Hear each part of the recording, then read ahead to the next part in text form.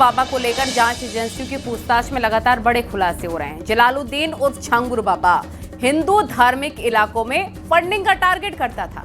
अवैध धर्मांतरण के लिए अयोध्या, काशी, मथुरा को सिंडिकेट ने टारगेट पर रखा हुआ था और इस गैंग का मकसद सिर्फ धर्मांतरण नहीं था बल्कि इलाके की डेमोग्राफी बदलना भी था। आपको रिपोर्ट में दिखाते हैं।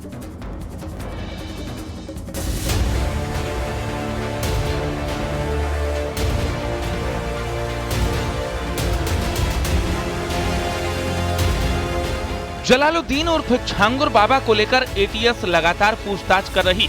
जलालुद्दीन उर्फ छांगुर बाबा को उसकी कोठी में ले जाकर एटीएस ने पूछताछ की है। एटीएस ने करीब 40 मिनट तक छांगुर बाबा से बात की। जलालुद्दीन उर्फ छांगुर बाबा के यूपी में अवैध धर्मांतरण की ग्लोबल साजिश का पर्दाफाश हुआ है। कैसे नेपाल के रास्ते अवैध धर्मांतरण को अंजाम दिया जा रहा था। हिंदू धार्मिक इलाकों में फंडिंग का टारगेट था। अवैध धर्मांतरण के लिए सबसे ऊपर धार्मिक इलाके थे। अयोध्या, काशी, मथुरा को सिंडिकेट ने टारगेट कर रखा था। प्रेम जाल और लालच से अवैध धर्मांतरण का प्लान था। ADG law and order Amitabh Yash के मुताबिक इस गैंग का मकसद सिर्फ धर्मांतरण नहीं बल्कि इलाके की डेमोग्राफी भी बदलना था।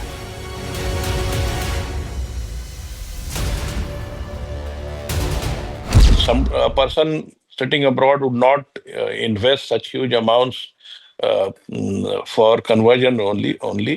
That area is not very far from the Nepal border, and we have learned from other sources that there have been attempts to change the demography of that area.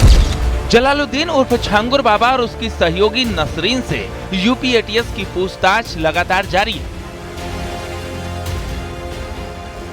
हवेली उसने खड़ा कर लिया।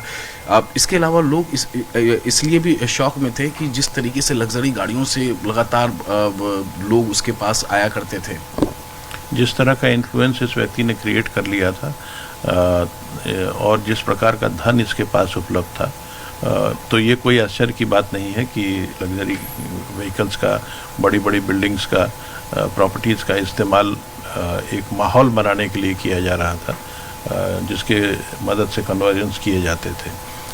ये धर्मांतरण के लिए हर प्रकार के हथकंडे अपनाए गए, चाहे वो हनी ट्रैप हो, धन का इस्तेमाल हो, एडमिनिस्ट्रेटिव प्रेशर बनाना हो।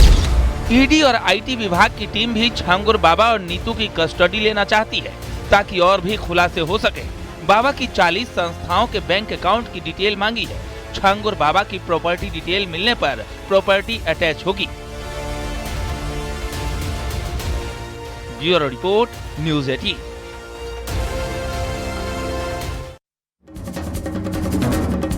उत्तराखंड में पंचायत चुनाव की मतगणना भले ही 31 जुलाई को हो जाए, लेकिन हकीकत यह है कि राज्य की 54% से ज्यादा ग्राम पंचायतों में गांव की सरकार बन ही नहीं पाएगी। इसकी वजह है ना उम्मीदवार ना उत्साह।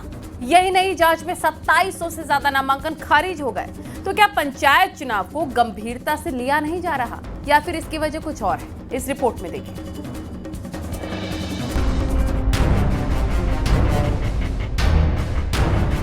उत्तराखंड में 23 जून से पंचायत चुनाव की प्रक्रिया जारी है, लेकिन इस बार वो नजारा नहीं दिख रहा है जो आम तौर पर देखने को मिलता है।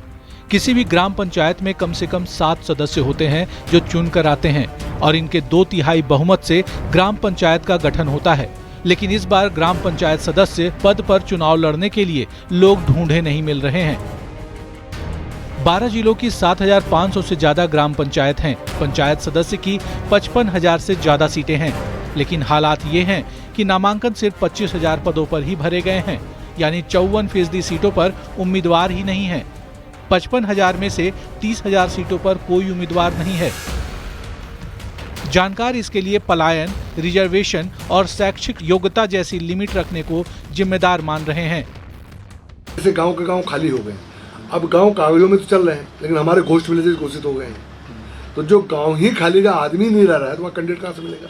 हमने क्वालिफिकेशन का एक उसमें बैरियर लगा रखा है कि जैसे हमने 8वीं पास को प्रदान रखा हुआ है।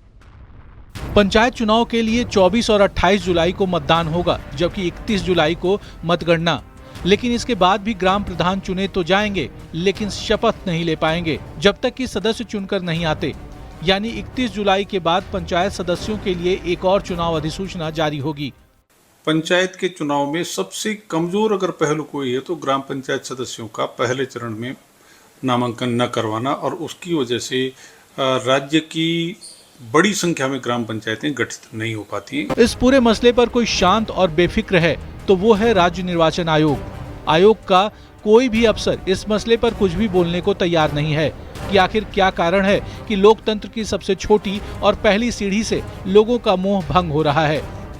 देहरादून से न्यूज़ 18 के लिए सुनील नौप्रभात की रिपोर्ट।